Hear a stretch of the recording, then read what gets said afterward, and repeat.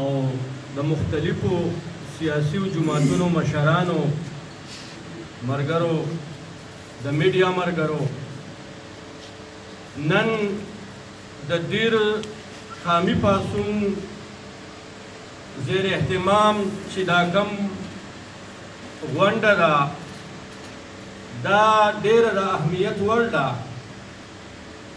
او ځینو ملګرو خپلې خبرې وکړې چې د هغې سره زما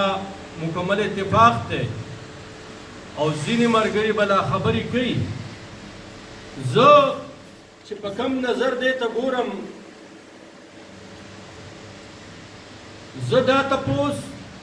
د تیرو حکومتونو نام کوم که صوبایي او مرکزي دي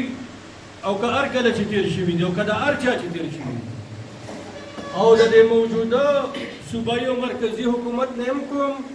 او د راروانو صوبایي او مرکزي حکومتونو نه هم کوم او څه تپوس دې کوم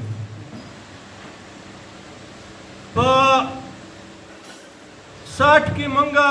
د پاکستان سره د ذلتدیر په حیثیت کې شامل شوي وو د هغه شمولیت نه پس نن 2022 دی مونږ چې د ریاست پاکستان سره ملګري شوي وو د هغې ورځې نه د دې ورځې پورې مونږ د ترقۍ هېڅ ونه لیده په دې خاوره باندې مونږ د سوکالۍ هېڅ ونه لیده ها په مونږ باندې بدترین حالات تیر شو د دهشتګردۍ په شکل کې زمونږ معاشره تباه شوه زمونږ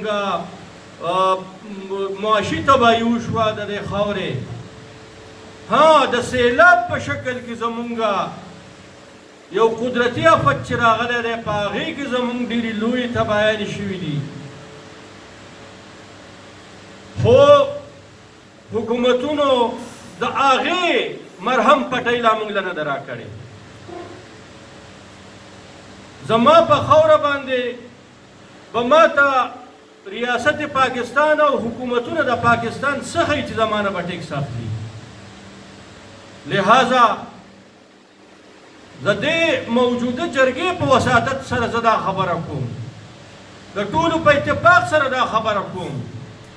ټولو حکومتونو ته دا وایم چې د 2050 پورې هېڅ قسمه ټیکس موږ نشو درکولی تاسو له داسې دا و که نه دی عزتمند دا زموږ موقف دی او دا موقف زموږ په دلایلو باندې مبني دی دا دی چې